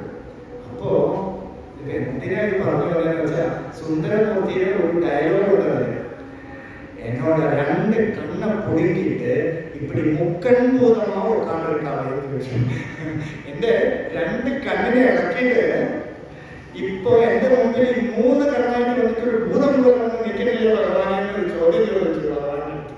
എന്നിട്ട് സത്യത്തിനെ കുറിച്ച് പറഞ്ഞു, ഭഗവാനെ അന്നാണ് വാസ്തവത്തിലെ സത്യം അല്ലേ? സത്യം രണ്ടുണ്ടോ? രണ്ട് സത്യമുണ്ടെങ്കിൽ ഈ രണ്ട് സത്യത്തിനെ താരതമ്യം ചെയ്യുമ്പോൾ ഒരെണ്ണം സത്യമായി മാറും, ഒരെണ്ണം കള്ളമായി പോകും അല്ലേ? അതുകൊണ്ട് പറഞ്ഞു, ഞാൻ ചെയ്തതല്ല സത്യം, ഭഗവാനാണ് സത്യം. അതുകൊണ്ട് ഭഗവാനെ ഈ ശാസ്ത്രം കൊണ്ട് മുന്നിൽ നിർത്തിയാൽ ഭഗവാൻ ഒന്നും ചെയ്യാൻ കഴിയും അല്ലേ? ഭഗവാൻ നമ്മളെ കോപിക്കണമെങ്കിൽ കൂടെ ഗുരുവിന്റെ അനുഗ്രഹം ഉണ്ടെങ്കിൽ ആ കോപം നമുക്ക് കേൾക്കുകയില്ല. എന്താ? ഗുരു ശാസ്ത്രമാണ്. ഗുരുവിന്റെ അനുഗ്രഹമുള്ളവൻ ഏതെങ്കിലും ഒരു ശിവലിംഗത്തിൽ പോയി ചവിട്ടി കോപം കിട്ടുകയില്ല, പാപം കിട്ടുകയില്ല. എന്താ? ഗുരുവിന്റെ അനുഗ്രഹം. മറിച്ച് പാപം ഗുരുവിന് ചിലപ്പോൾ കിട്ടിയിട്ട് വരും. അതുകൊണ്ട് ഗുരുവിനോട് സ്നേഹം ഉണ്ടെങ്കിൽ ആരും പോയി തെറ്റൊന്നും ചെയ്യണ്ട. അപ്പോ ഇങ്ങനെ പോയിട്ട് സത്യം എന്താണെന്ന് പറഞ്ഞു. അപ്പോ ഈ ശാസ്ത്രം നമ്മുടെ മുമ്പിൽ വെച്ചപ്പോ ഭഗവാന് വേറെ നിവർത്തിയില്ല. ഭഗവാൻ പറഞ്ഞു, ശരി എന്റെ കണ്ണ് കാഴ്ച കിട്ടുമെന്ന് പറഞ്ഞു തുള്ളിച്ചാടി പോണുണ്ട്. എന്താന്ന് വെച്ചാൽ രണ്ട് പ്രാരാബ്ദം. എന്താ? ആഗ്രഹം. രണ്ട് കല്യാണം കഴിക്കണമെന്ന് ആഗ്രഹം. ആ രണ്ട് ആഗ്രഹവും ഭഗവാൻ നിവർത്തിച്ചിട്ട് ഭഗവാൻ ഭക്തി മാർഗത്തില്, ഭഗവാന്റെ മാർഗത്തില് മാത്രം സുന്ദരമൂർത്തിയെ വിട്ടു. ആ ഭക്തിയാണ് നമ്മൾ കാണേണ്ടത്. ഭഗവാൻ ത്രിനയനം, ഭഗവാന്റെ മൂന്നാമത്തെ കണ്ണ് ഉപനിഷത്താവുന്ന കണ്ണ്. ഉപനിഷത്ത് ചക്ഷു, കണ്ണ് ഉപനിഷത്താണ്, ആ ശാസ്ത്രമാണ് ഭഗവാന്റെ കണ്ണ്. ആ കണ്ണ് അനുഭവത്തിന്റെ കണ്ണാണ്. ജഡാഭാരോദാരം ചലതുരജഹാരം മൃഗതരം. ഭഗവാൻ ജഡാധാരിയാണ്, അറിയാം അല്ലേ? നമഃ കവർദ്ധിനേ ച വ്യുക്തകേശായ ച. വേദം ഓർമ്മിപ്പിക്കാം. നമഃ കവർദ്ധിനേ ച. കവർദ്ധിനേ എന്ന് വെച്ചാൽ നല്ല ജഡാധാരിയായിട്ടുള്ള ആളാണ് ഭഗവാൻ. ചലതുര ജഹാരം, ചലതുര ഗഹാരം എന്ന് വെച്ചാൽ ചലിച്ചുകൊണ്ടിരിക്കുന്ന സർപ്പം. ഭഗവാന് കഴുത്തിൽ ഇങ്ങനെ ചലിച്ചുകൊണ്ടേയിരിക്കുന്ന സർപ്പമുണ്ട്. മൃഗധരം, കയ്യില് മൃഗധരം. ആരാ മൃഗം?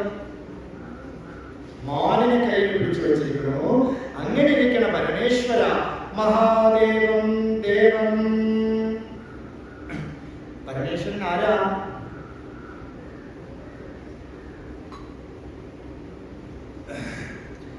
മഹാദേവൻ എന്ന് വെച്ചാൽ ദേവന്മാർക്ക് കൂടെ ദേവനായിരിക്കും, പരമമായ ഈശ്വരൻ. മഹാദേവം ദേവം.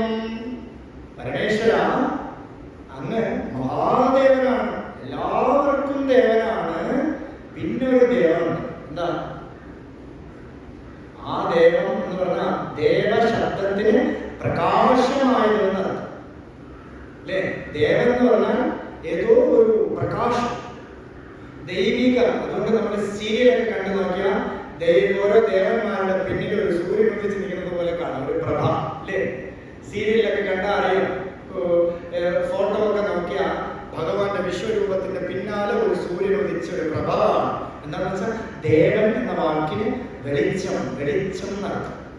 അപ്പോൾ വലിയൊരു വെളിച്ചം, മഹാദേവം ദേവം മയി സദയഭാവം, എന്നില് ഭഗവാൻ വേണ്ട പോലെ ദയാ കാണിക്കൂ ഭഗവാനെ.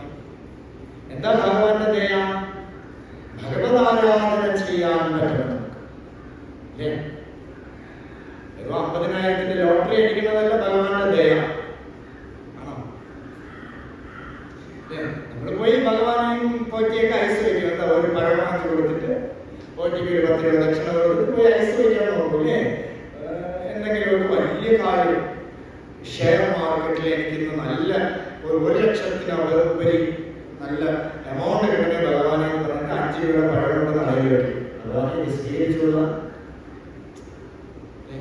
വലിയൊരു ബിസിനസ്സാണ് നടന്നുകൊണ്ടിരിക്കുന്നത്. അമ്പലങ്ങളിലൊക്കെ പോയാൽ അറിയാം, ഭഗവാന് എന്ത് കൊടുത്താൽ എന്ത് കിട്ടും എനിക്ക് എന്ന് ചോദിച്ചുകൊണ്ട് നടക്കുകയില്ലേ നമ്മൾ? ഇല്ല, വലിയൊരു ബിസിനസ് നടന്നുകൊണ്ടേയിരിക്കുകയാണ്, ഒരു ബാർട്ടർ സിസ്റ്റം ഭഗവാനും ഭക്തനുമായിട്ട് അല്ലേ? ഇപ്പൊ ഭഗവാൻ നമ്മളൊരു സ്വാമി രസകരമായിട്ട് പറയും. അതിപ്പോ ഒരു ഗണപതിക്ക് നമ്മൾ കൊണ്ടുപോയി പഴമൊക്കെ കൊടുക്കൂല്ലേ നിവേദിക്കാൻ വേണ്ടി. ഒരു നാளைക്ക് ഗണപതി ഈ പഴം അങ്ങോട്ട് കഴിച്ച, ഗണപതി ഈ പഴം കഴിച്ചു എന്ന് വെച്ചോളാം, നമ്മളെല്ലാം കണ്ടു. ഒരാള് യാദൃച്ഛികമായിട്ട് ഒരാൾ കൊണ്ടുവച്ച പഴമാണ്. പിറ്റേ ദിവസം തൊട്ട് നമ്മളെന്ത് ചെയ്യും? ധാരാളം പഴം അല്ലെങ്കിൽ പഴക്കടയെ വാങ്ങിച്ചു കൊടുക്കും അല്ലേ? ശരിയല്ലേ? എന്താ, ഗണപതി കഴിച്ചു, ഗണപതിക്ക് നമുക്ക് എന്തെങ്കിലും ചെയ്തു തരും. ഈ ഗണപതി മേശാന്തി വഴിയാലോ? അല്ലെ, ഗണപതി മേശാന്തിയെ വിഴുങ്ങി. ആരെങ്കിലും തൊഴാൻ പോകുമോ?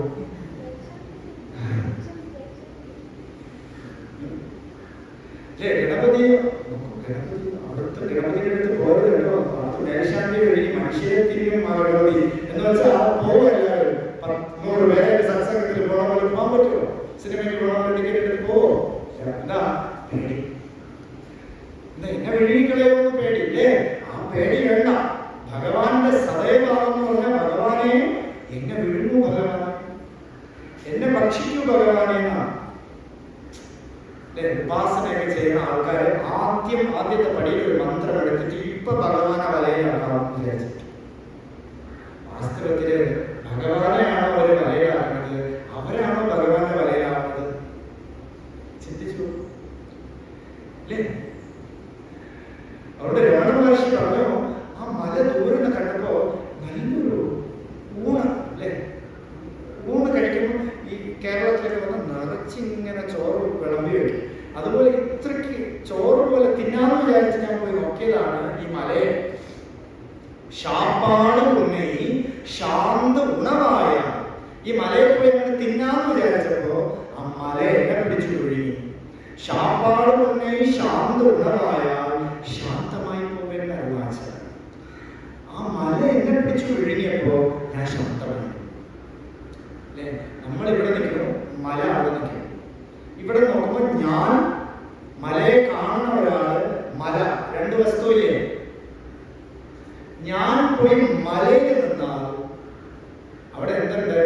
നമ്മൾ വിചാരിക്കും ഞാനേ ഉള്ളൂ വിചാരിക്കും ഇല്ലേ? ഞാൻ എന്ന സ്ഥലത്ത് ഒരാൾ നിന്നിട്ട് നോക്കുകയാണ്. അയാള് എന്നെയും മലയായിട്ട് കാണോ, മലയായിട്ട് കാണോ? ഞാൻ ആ മലയിൽ ഇൻക്ലൂഡഡ് ആയി മാറി ഇല്ലേ?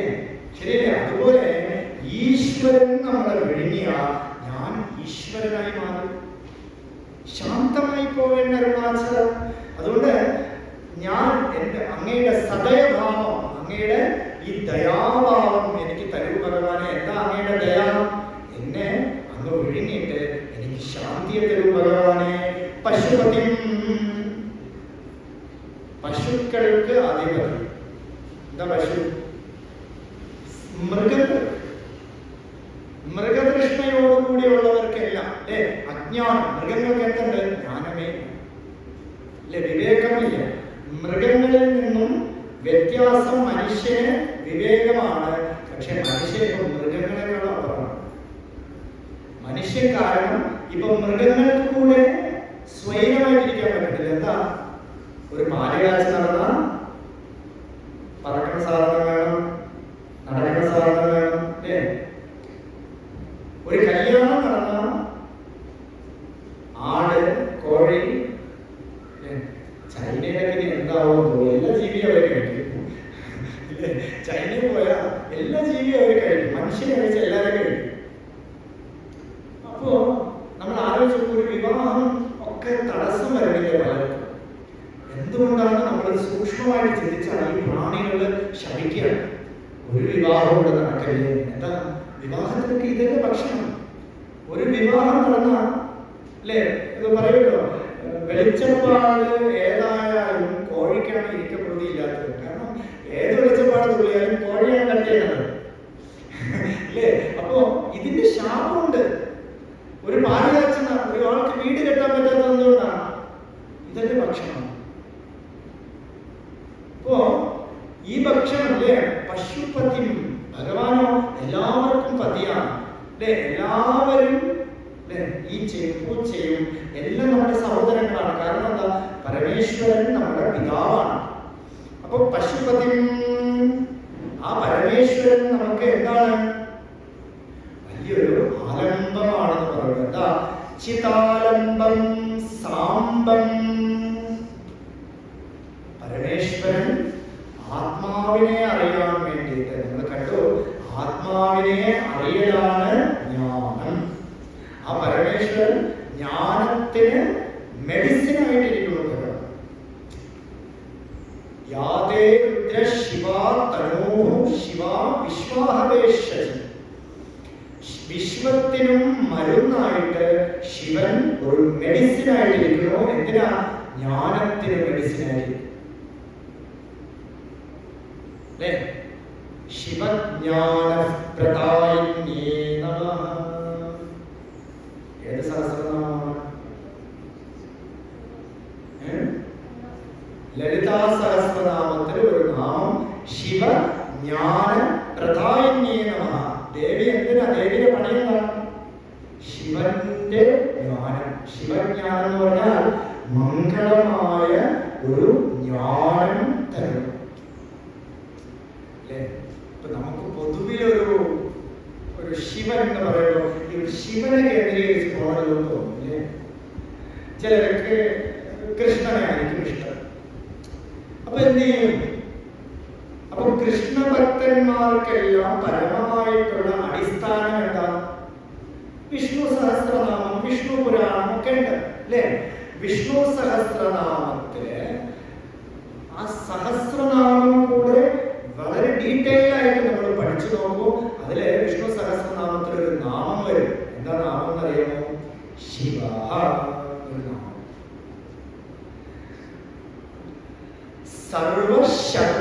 സർവശിവസ്ഥാണു വരണില്ലേ? വിഷ്ണു സഹസ്രനാമം വായിക്കുമ്പോ ശിവൻ എന്ന വാക്ക് വിഷ്ണു സഹസ്രനാമത്തിൽ വിഷ്ണുവിന്റെ ഒരു നാമമാണ്.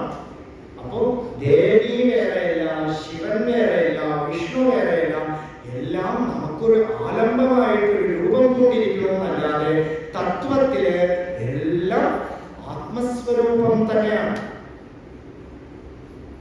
അതുകൊണ്ടാണ് കൃഷ്ണനെ എന്ത് പറയുന്നു?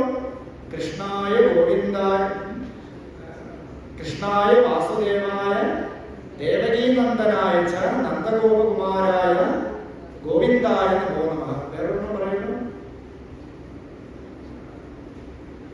ശ്രീകൃഷ്ണ പരമാത്മനെ എന്ന് പറഞ്ഞു. ശ്രീകൃഷ്ണനെ മന്ത്രം പോയി കിട്ടുന്നില്ല.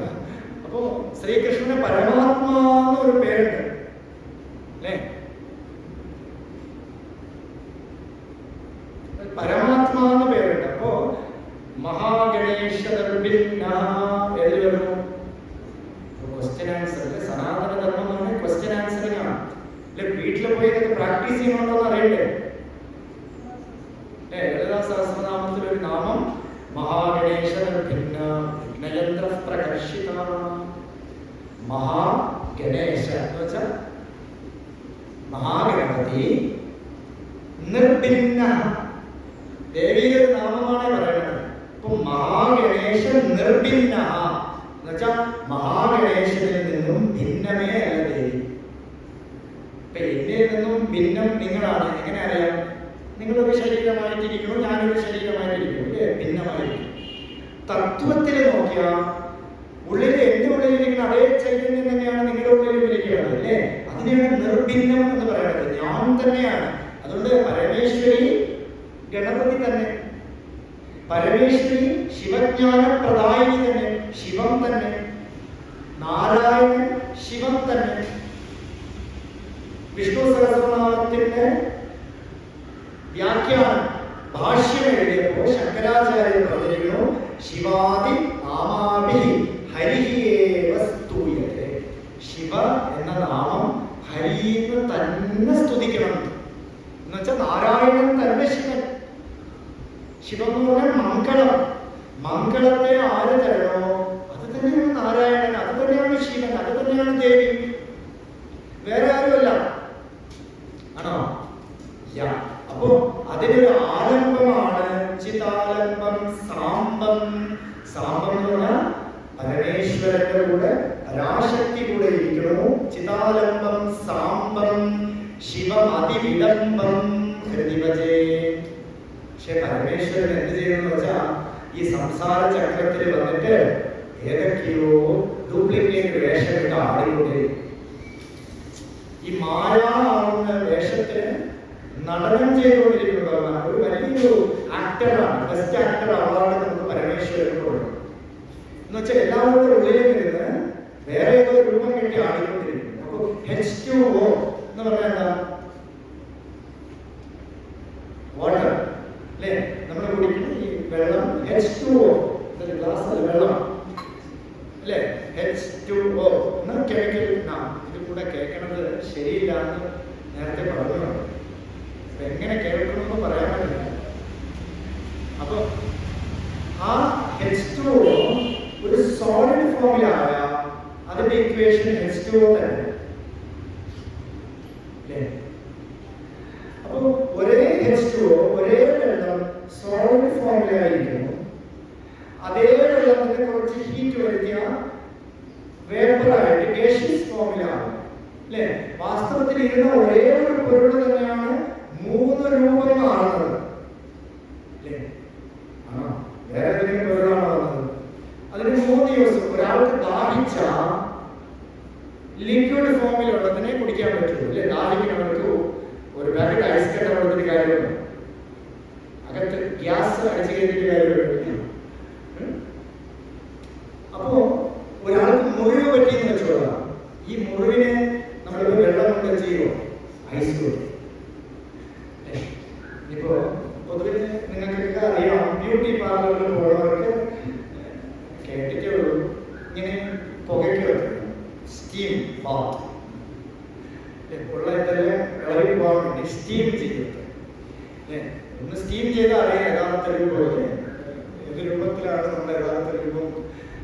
അപ്പൊ ഒന്ന് സ്റ്റീം ചെയ്യണം, അല്ലേ? എന്തിനാണ്? കുറച്ച് സൗന്ദര്യമൊക്കെ വരാൻ വേണ്ടിയിട്ട് നമ്മൾ സ്റ്റീം ചെയ്യണം. ചെയ്തത് 3ഉം ഏതുകൊണ്ടാണ്? ഒരേ ഒരു വാട്ടറിലൂടെ. അതിന്റെ പല രൂപത്തിലാണ് നമ്മൾ ചെയ്തിരിക്കുന്നത്. അതുകൊണ്ട് പരമേശ്വരൻ പല രൂപത്തിൽ നടിക്കുന്നത് എന്തിനാന്ന് വെച്ചാൽ പല യൂസ് നമുക്കുണ്ട്. ആ പല യൂസിലൂടെ അതിന്റെ ഉള്ളിലിരിക്കുന്ന ആ ചൈതന്യത്തിനെ മാത്രം നമ്മൾ അറിഞ്ഞാൽ അതിനൊരു ആലംബമാണ് ഈ ശിവാനന്ദ ലഹരി. ആ ആലംബത്തിനെ നമ്മൾ അറിഞ്ഞാൽ നമ്മൾ രക്ഷപ്പെട്ടു. അതിനെന്താ ചെയ്യേണ്ടത്? ശിവം അതിവിടംബം, പല രൂപത്തിൽ വരുന്ന ഭഗവാനെ ഒരേ ഒരു രൂപത്തില് എങ്ങനെ ഭജിക്കണം? ഹൃദി ഭജേ, ഹൃദയത്തിന് ഭജിച്ചുകൊള്ളുക എന്ന് പറഞ്ഞു. ഇതില് അടുത്ത ശ്ലോകം കൂടെ വായിച്ച് നമുക്ക് നിർത്താം. സഹസ്രം വർത്തന്തെ ജഗതി വിബുധാഃ ശുദ്രഭരതാഃ നമന്യേ സ്വപ്നേവാ തദനുസരണം തത്കൃതഫലം ഹരിബ്രഹ്മാദിനാമാപി നിഗഡഭാജാമസുലഭം ചിരം യാചേ ശംഭോ ശിവ തവ പദാംബോജഭജനം. ഹര നമഃ